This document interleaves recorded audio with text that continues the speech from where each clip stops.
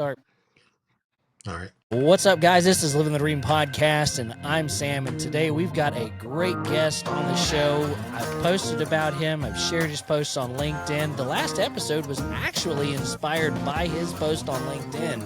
So I'm incredibly excited to have Shenar Woods on the show with us today, and we can dive a little bit deeper into it because the man has been just laying truth down left and right all week long. If you're blue collar and you're looking to grow in leadership or move into leadership, this is the podcast for you, okay? You need to listen to this because I'm sure there's going to be some truth laid down in here today that you will need to grow in your position. So, Shenar, let's lead into, what do you do and how can these fine folks find you? Well, I appreciate the intro, Sam. As you said, my name is Shenar Wood. Live in Tampa, Florida. I am the president of Dynetek Solutions. And so what we do is overhead power lines. So we convert a lot of overhead power lines to underground via directional drilling. So Fantastic. do a lot. Yeah.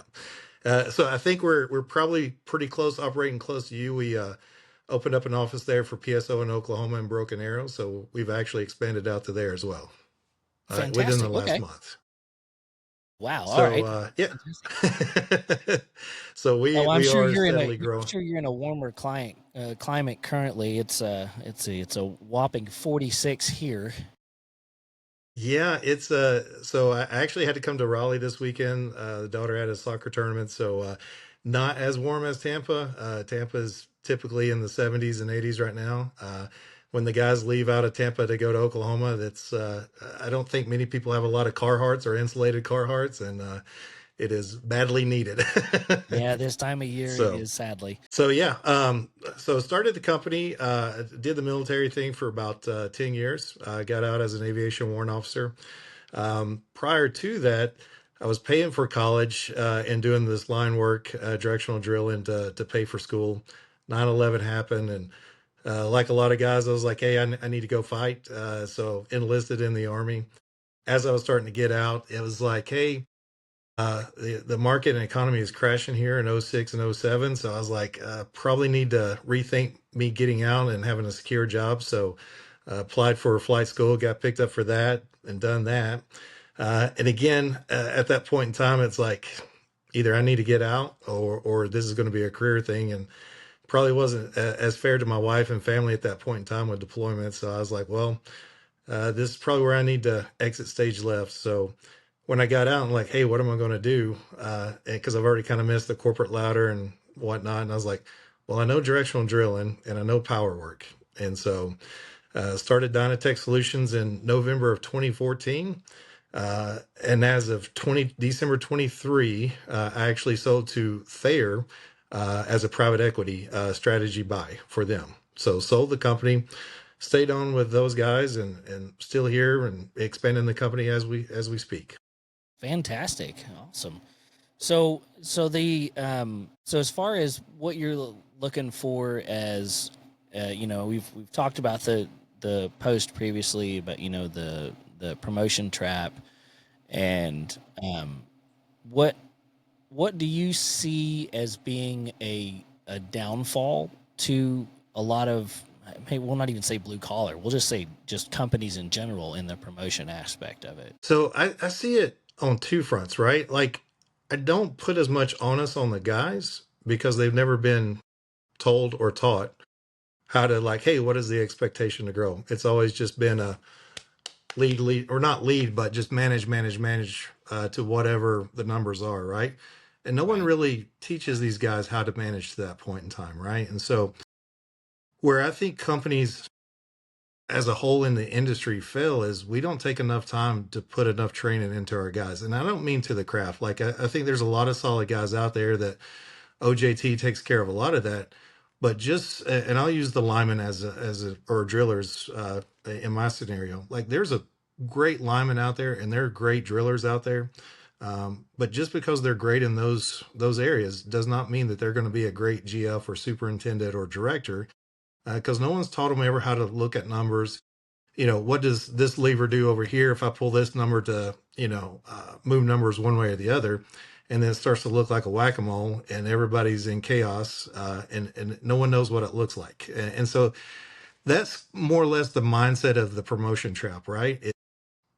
I think from a company standpoint, we haven't done enough to guide those guys and to build leadership into those guys from that spectrum. Because think about this, as a foreman, there's not much more I can teach you. Like, you probably know 95 to 99% of the overall trade. I mean, there's some one-off scenarios you probably don't understand, Right. but who has ever sat down with you to say, hey, your crew productivity is this, your expenses are this, and no one, not most of these guys have went to finance to get a 4-year degree or in finance or accounting. So all these names and languages and EBITDA numbers or profit margins, direct margins. I mean, we can just go down the list.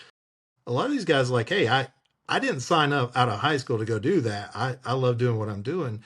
Right. But the promotion trap for them is like, if you don't get on board with this, you will be forever a foreman. Right. And I don't mean that in a bad way. Some guys, that's all they want to do, and that's great. But if you're looking to move up, it's like starting all over again as a ground hand, right? Because day one as a GF, and you start to look at numbers, and no one's ever taught you how to do this, you're drinking from a fire hydrant from the next 9 to 12 months. Yeah. Yeah, that's And so, a great analogy there. That drinking from a fire hydrant. That pretty much sums that one up. The right. one thing that I think I've seen is that you can be and you said it in one of the posts is that you can be great at, and you said it just then, that you can be great at your job. You can be a great drill hand. You can be a great excavator operator, whatever it may be. But when it comes down to looking at productivity and understanding the numbers and all of the data and stuff like that, a lot of that doesn't get explained to anyone. And I think there's some foremans and GMs that are looking at it and they're like, I really don't know what this is, but they're just regurgitating numbers. I feel like that's the case sometimes. Yeah, And I've seen it, but I've seen levels above that can't really regurgitate. I mean, to your point, they could regurgitate, but they don't really understand what they're telling you. right, exactly. And it gets to the point to where, and I've seen it the other way around too, to where you have a guy that is great at building up the team, motivating, pushing people to grow and to learn more, and then I feel like that they get halted at, like you said, just like we're stuck at just being a foreman, and we're stuck at being a lead, and that's hard. It's hard to overcome, but you also have the guys that they bring in off the street too, and they're like, this is your new foreman. And like the guy has, he's worked at underwater basket weaving for the last 10 years, but he was a lead at underwater basket weaving. And now they expect that to just transition over. And one of the one of the scenarios that I talked about in the previous podcast was you get a grocery store manager, and then because they did really well at managing the grocery store, you bring them into a maintenance aspect of it. Maintenance is a whole different animal. Yeah, I mean that's what I deal with on a regular basis. Is that sometimes you have to find a fix it right now, and then work towards the fixing it right later on. But some people are, all they're worried about is the reactive as opposed to proactive. So I think you bring up a good point, and you're right, because when you say, hey, we'll fix it later on, I would argue that 90% of the time we don't even come back to it because we're just moving on to the next thing, right? Right. And so you've got that issue playing out. Again, it doesn't matter. Like I use our industry, but it could be in the concrete. It could be in, erecting towers or whatever, steel guys or power plant guys or whatever, right? Like we see it across the board. And for me, I'm really big on promoting within, because if I'm promoting within, you understand the standards that I'm looking for and what I'm going after. I don't mind to hire from outside the industry. So I'll give you a good example. we open up a lot of ditches. Well, there's a lot of other trades that open up ditches, such as pipeline. They don't necessarily need to know how to be a great lineman, but if you know how to open up a ditch with a tractor, with an excavator, like it's the same, right? Right. Um, I don't necessarily need it to be as level as the pipeline guys, but hey, as long as you can open up a trench and get me production, and so I can get conduit and cable in the ditch, I can move on with the day, and I can teach you this other stuff later. Right. And that's a lot of the cross training I look at, but not from a leadership standpoint, because and I think in one of the posts I said, like, when you do that, you're just moving the problems further up the org chart, and you haven't really, you're making your, like, you're putting a band-aid on a crack, and this is not going to fix it later on down the road, right? Great Right. as the leader may be, if it takes 4 to 5 years to become a lineman, right, a journeyman lineman, um, there's no way I can accelerate that time frame. Like, it just takes time in the seat to figure this stuff out. Absolutely. Like, I'm sure with you, right? Like, you look at mechanics, a diesel mechanic and a regular gas mechanic or a hydraulic mechanic. These are all three different types of trades, even though it's a mechanic and we turn the same type of wrenches. But the theory and how this stuff works is completely different. And 100%. just like in the same with our industry. So I can take a guy that does fiber work, and just because he works a bucket or works a drill or whatever, it does not translate over to the power side. It's just, and a lot of leaders, unfortunately, a lot of big companies will bring guys in and they think, well, you did fiber, so you can do power or vice versa. And it doesn't work that way. your, It your your does risk not line level up. goes up exponentially when you go into the power aspect of it. If you go with fiber. 100%. So I'm really big for me on promoting within, growing my guys from within and out. And on top of that, you develop a culture that keeps these guys interested, locked in, enjoy coming to work, right? Not everybody, like, there's nothing sexy about, oh, I dig ditches for a living, right? There's nothing sexy about that. But the fact that you enjoy putting on your boots, going to work with the guys, like, there's something to be said about that. And honoring that trade, like, you just don't, a lot of guys don't see it where they come out of school and they just go straight to the office. They don't know what it is to get up at 4:30 every morning and work 60-hour weeks. Like, they've never had to pull that. And then, uh, and these guys are like, well, I just don't understand. I'm like, that's right, because you haven't had to, be that guy that's up at 4:30 in the morning and shoveling all day long, kind of thing. So, but Right. yeah, that's my take on it. I'm really big on promoting within and growing. And to the same token, there's much to ask from those guys, because if I'm asking you to do that, I'm expecting you to give me and reciprocate that. Like, if I'm willing to put time into you, I need you to put time back in uh, to grow this out as well.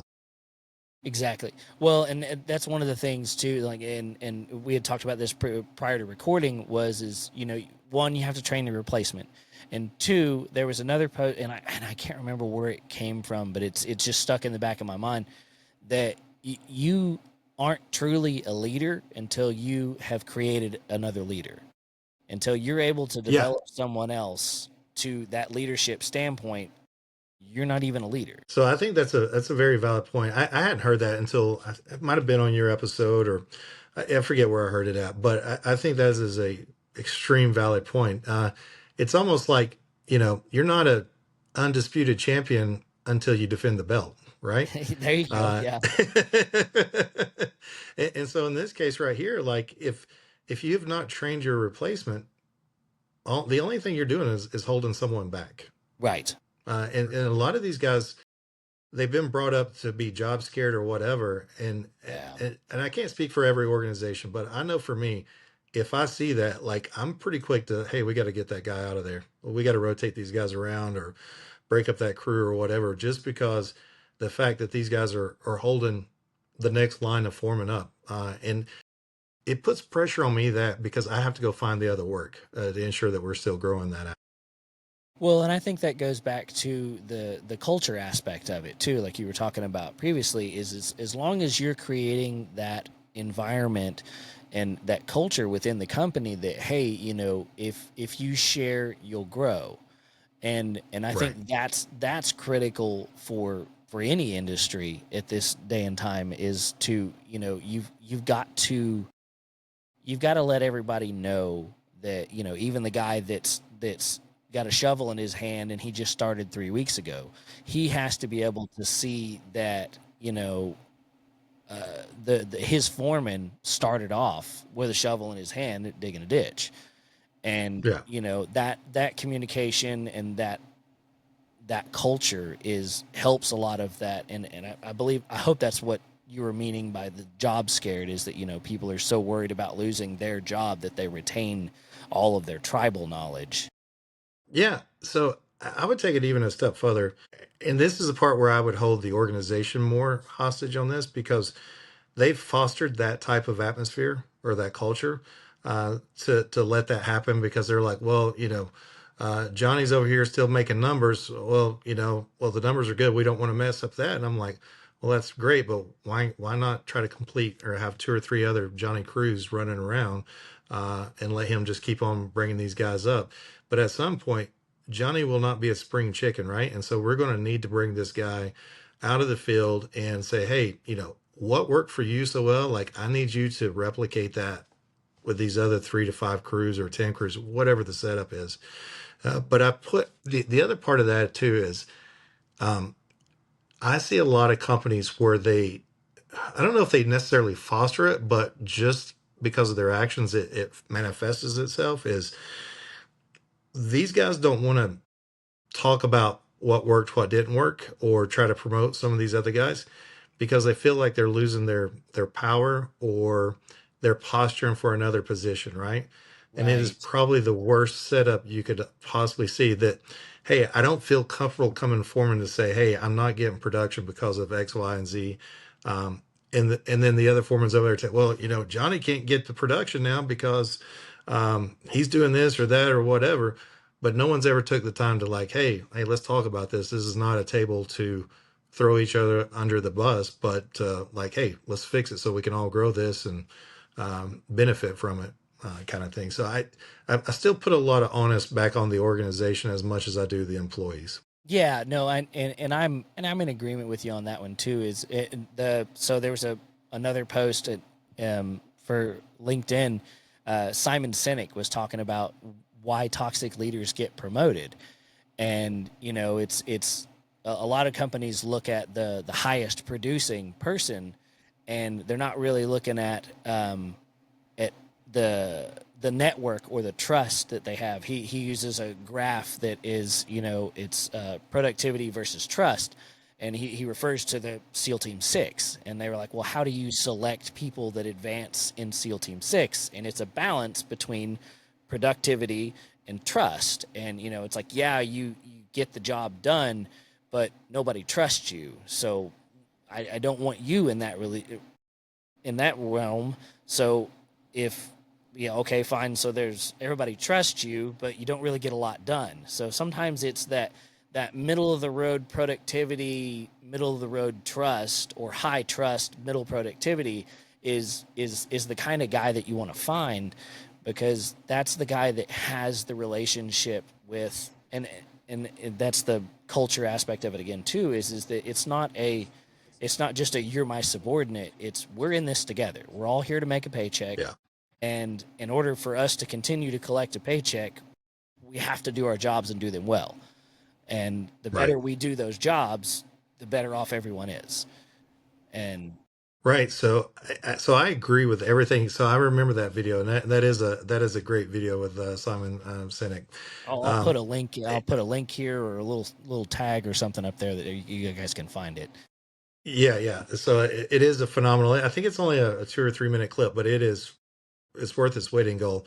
So the couple of things that I take away from that, for me on my military side, I'm obviously not a Navy SEAL or was even in the Navy, but, um, from Warrant Officer Candidate School, I remember one of our cadre, he said, I can teach you a lot about everything, but if you don't have integrity and character to begin with, I can't teach you nothing, because I cannot trust you to go out and execute from what I need.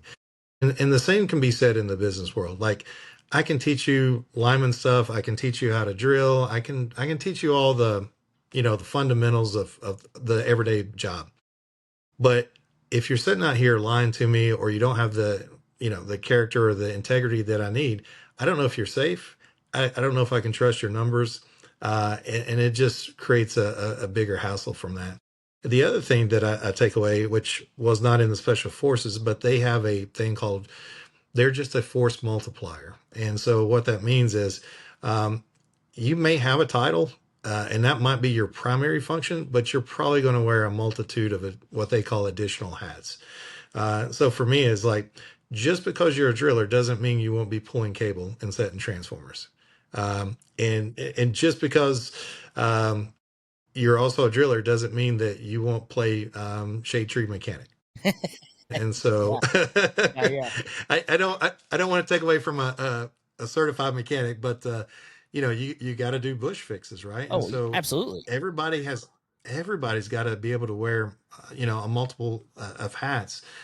Even as you continue to grow, the idea that, oh, that's such and such job, like, how do you grow from that? Like, oh, I mean, because you're losing productivity, and why not give a guy a chance to cross train for a little bit? It doesn't mean he's going to be great at it, but you might find your next mechanic from doing that. Who knows?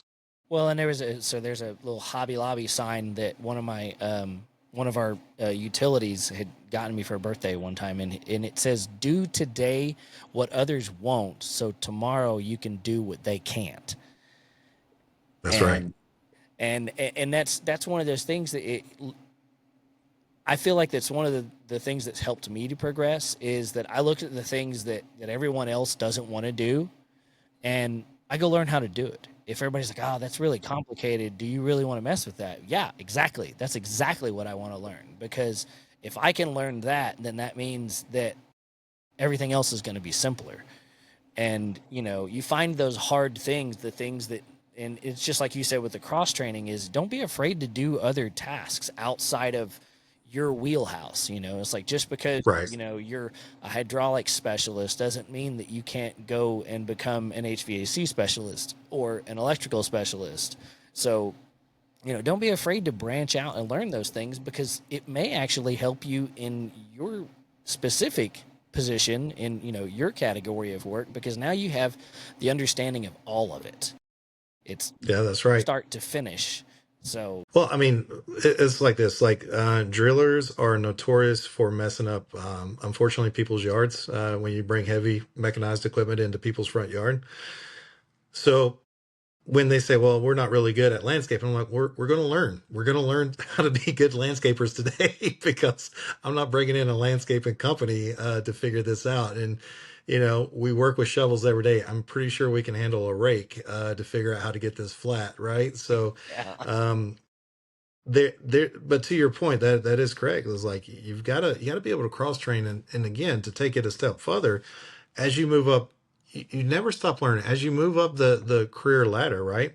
I will tell you something right now that it would make a heck of a lot of sense for a lot of people, especially in our industry. But go out and get the 5-week course at the community college on AI, and how you can use AI to benefit what you're looking at and working at every day, right? Like, as you continue to grow, always challenge yourself in education outside of work. Yes, it's going to cost you, but the greatest investment you could ever have is investing in yourself. That is the greatest return money you will ever get, is investing in yourself. absolutely. Well, and then it's like, so start bringing it back around to the leadership aspect of it. Take the time, because a lot of companies will either offer you a leadership or give you a source for leadership training. Right. And I'll tell you that some of it that I've dealt with can be a little touchy feely, and you're like, Right. you're like, I'll never use I get this crap. it. But in respect, though, sometimes you get into those scenarios and you're like, all right, I get it. And because what'll happen is later on down the road, you have a coworker or something that's going through a hard spot, and you're like, hey, I remember when I was in that touchy feely segment of the course, to where this is how I can help bring him back up and get him back into being productive, even though he's going through a Yeah. hard time. So So there's I think there's always an empathy part of this, right? Like, for me and my faith, it's I'm in church every Sunday, so I'm naturally hearing empathy throughout the message every Sunday. But man, you got to be I hear you on the touchy feeling. What I was going to get back to was a lot of guys are like, man, I don't understand why I don't need algebra or calculus. Like, I don't need this stuff. I know it. I said it. I was the same guy in school. Hmm. But I will tell you right now, when you're looking at cost of a job, right? And I'm not talking to overall crew production, but the overall cost of a job. A lot of guys will naturally tell you, well, I'll just throw another crew to it. Well, there's already a fixed cost associated or a fixed revenue associated to that job. Like that job when you start at day one will not make any more money than what, maybe a couple of change orders here and there, but by and large, it will not change anything. Right. And so a lot of guys will say, well, I'll just throw another crew and get it done quicker. I would argue with you. The thought is, this is a massive trap that guys do this with. They'll sit there and say, like, well, I'll throw another crew and I'll be done in half the time. It never works out like that because half the time only probably is more of a quarter of a time, right? Like, yeah, you saved a little time, but instead of being like, say, 50% gross profit, now you just cut that down to 30% because there was no extra revenue. The fact that you can't put it on a board or show someone in a spreadsheet like, hey, this is the reason we don't do that, or take the time to show a GF or a foreman to do that, like you are really setting up landmines for those guys as they continue to grow up. Because a lot of guys are like, nope, we'll just throw numbers at it and we're just being reactive. And what we were talking about earlier is you have to be proactive and you want to apply pressure to, not necessarily in a bad way, but to your customer, right?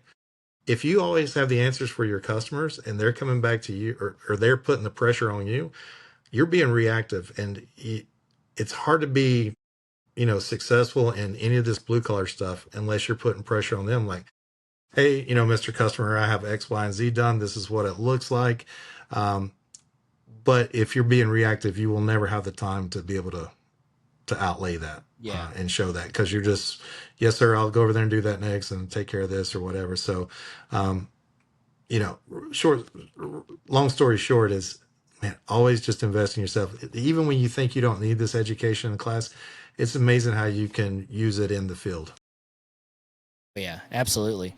Well, and the thing, investing in the guys and explaining that, the algebra and stuff like that, so just to give you a little insight, I'm 2 classes short of being of having a bachelor's in manufacturing engineering. So I've had all kinds of math and all that stuff, but I choose to do blue collar work because I enjoy it. Um, but I'm there with you, man. the uh, the math aspect of it was something that I understood, and I had one professor that told me, and that it was like, listen, here's the thing.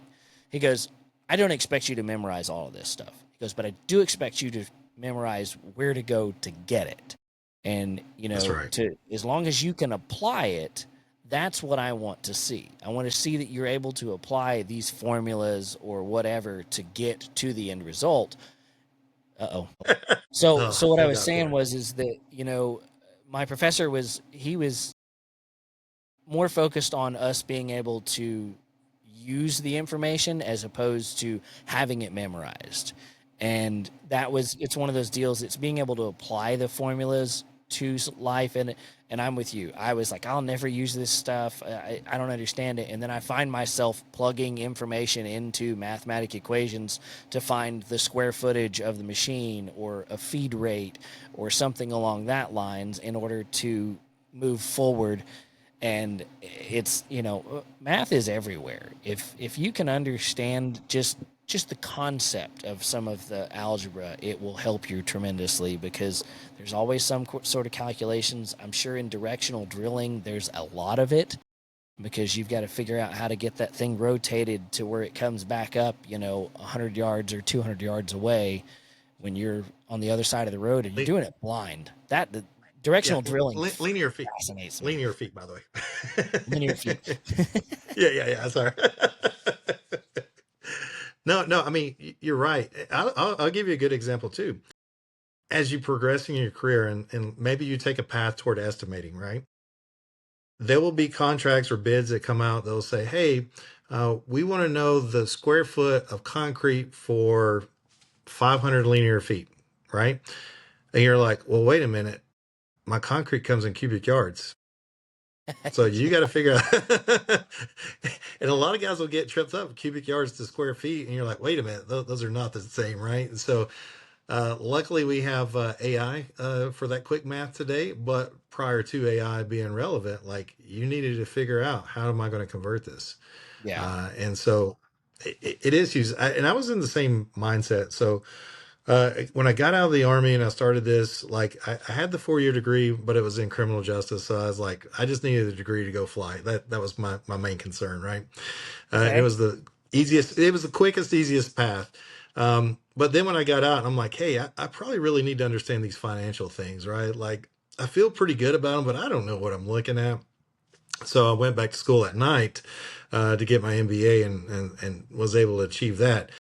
But the one thing that the MBA thing taught me a lot was your numbers have to tell a story.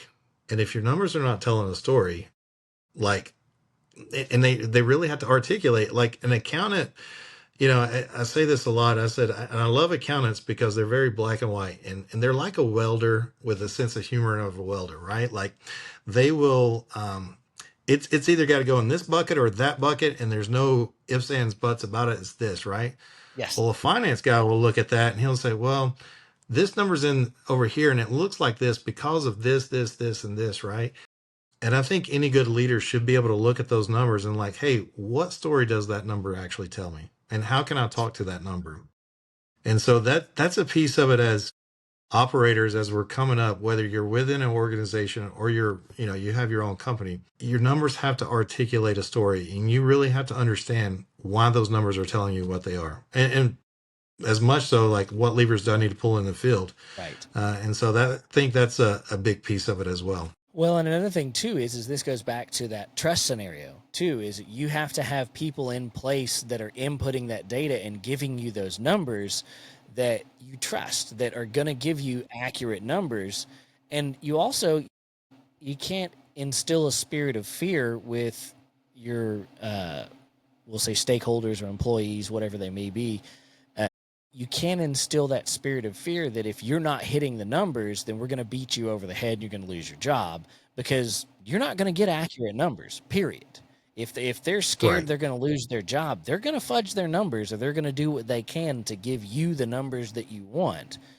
And you got to be able to, as a leader, go to them and be like, hey, look, here's the deal. This is what we're seeing in our numbers, in our productivity, and we're seeing that you're a little short.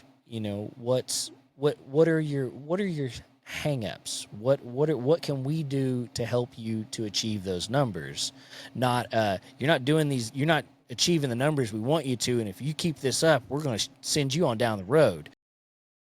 Right. So I've seen both aspects of it to where it's That is that is we went through an ordeal similar to that. And that's a great point is, you see the numbers.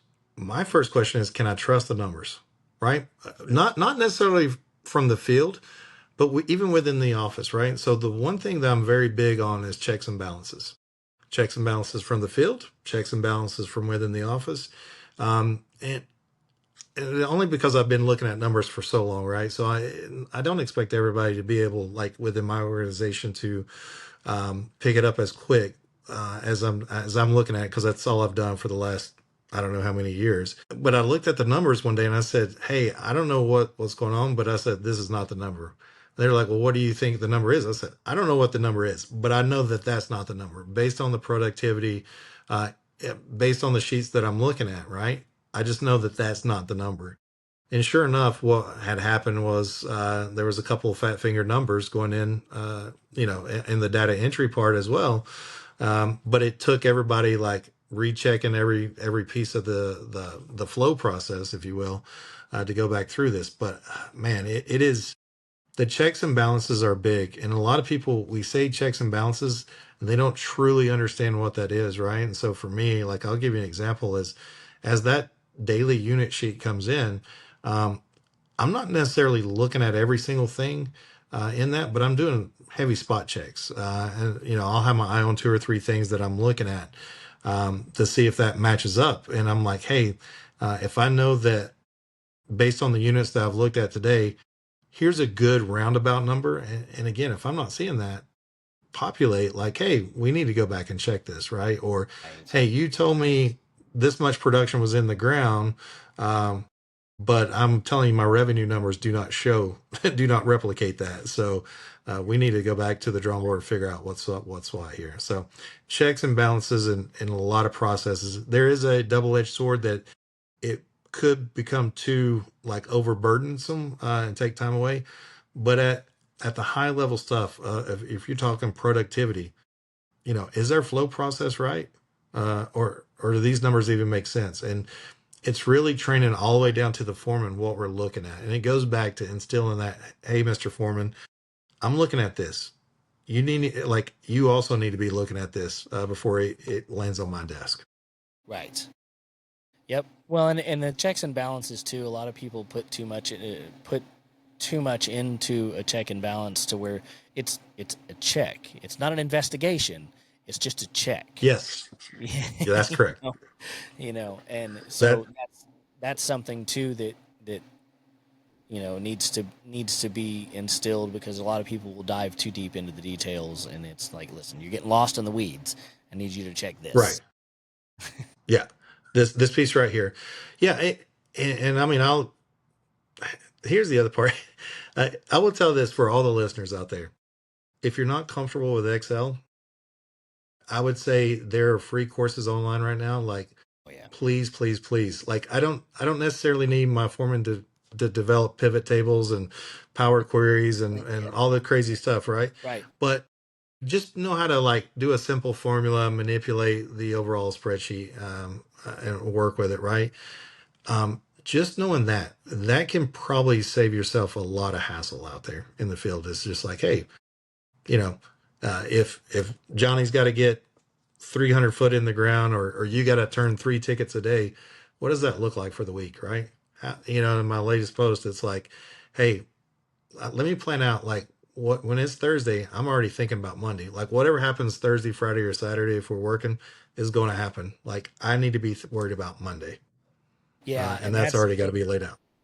and a lot of that too is that's a getting you yourself in that routine of not just looking at right now, looking ahead, and that's something I know I've struggled at too, because as a maintenance technician, it's everybody likes the breakdowns, because you get the breakdowns and it's like, okay, this is a new challenge, and it's intense. And like there was one of the things too, I think one of the posts that you said was the guy that instead of sitting there and just like waiting for the perfect solution, that they grab a bite of the elephant and start working on eating the whole elephant. And like Right. that's one of the things that I enjoy doing, is that that when that fire comes in there, okay, well, I can't just put the fire out immediately, but what can I do to at least keep it from burning the rest of the building down? Yeah. So, I mean, I tell my guys all the time, I'm like, here's a multi-phase project that is going to be overtaken. And like I said, in that scenario, the 2 guys that I had, and they still work for me, one of them, he's like, man, where are we going to start? What are we going to do? Like, man, this thing is just huge, right? And he was just overcome by the size of the project. And I said, the difference between you and the other individual, I said, you guys, I mean, if I put you beside each other, like, I don't know which one would outwork the other. I mean, you guys are like hard workers. I said, but the difference is, I said, you're going to sit here and probably spend a half a day thinking about how complex this project is. The other guy's just like, hey, I'm starting right here. Like at the end of the day, I'll start thinking through. And again, I think I brought it up, but I was like, tackle the low hanging fruit, build the momentum, right? And then we'll work our way into that hard stuff, but don't tackle the hardest part of the project day one. Like get the momentum coming, then we'll move into that other stuff. And a lot of guys just get caught up with, I don't know, I don't want to make the wrong decision. But usually and typically there's enough guardrails in place. Nothing's going to let it get out too far out of hand before someone calls an all stop or whatever. But just make the decision and go with it. Like just make it. Yeah, well, and there's something that I tell a lot of the guys that I'm training is, I would rather you sit there and I'd rather you try and do something than stand there with your teeth in your mouth and make, and make some forward progress. It may be the wrong decision, but it's a decision, and it's showing that you're at least putting forth the effort, and you're trying something. Because I can work with trying, I can't work with nothing. Well, to your point, you see a guy that'll go out. Maybe he had a road call or something. He goes out there and he's looked at it for 4 to 6 hours, 8 hours, and he's like, "Well, I couldn't get nothing done." And you're like, "What did you do for 4 to 6, 8 hours?" Or whatever the time frame was, right? And you're just Yeah. shaking your head. Well, I was thinking about it, and like, well, wait a minute, like that is the wrong answer. Like, start on something. It doesn't matter. It's easy to have the after action review and like, hey, I've done this, what could I have done different? Oh, if you would have called this or called this, said this or that, like right here was the easy fix. But I bet you next time they will know. Like probably some of the greatest things I've learned is like, hey, there was an easier way to do that as opposed to the way you did. And you just like, oh, yeah, okay. Next time I will not make that mistake. Yeah. Yep. Yeah. Learn what Well, not to do next time.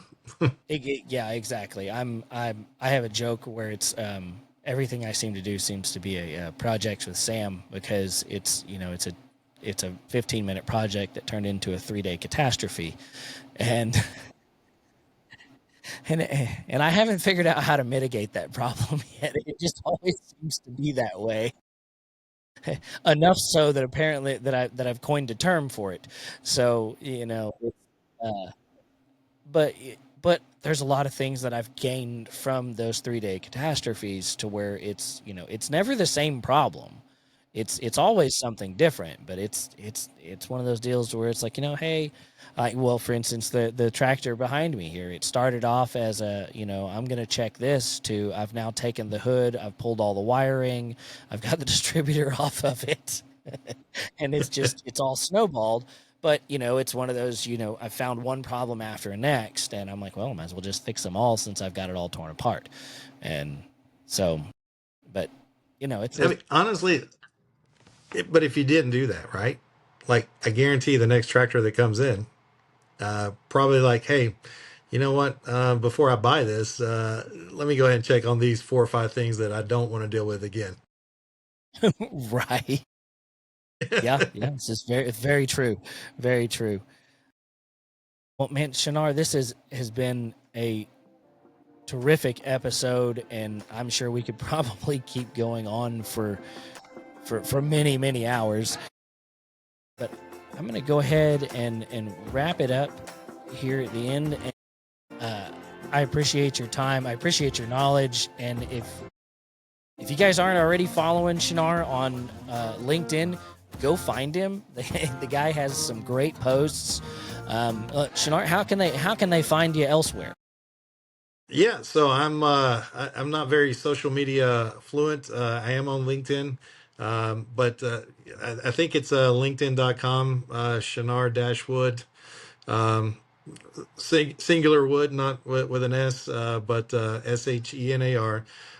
Yeah, dropping some topics on there for a lot of guys, mid-level management that people seem to want to figure out, work through. So feel free to reach out, DM me on there, and see what we can help with these guys and get you guys further on in your career.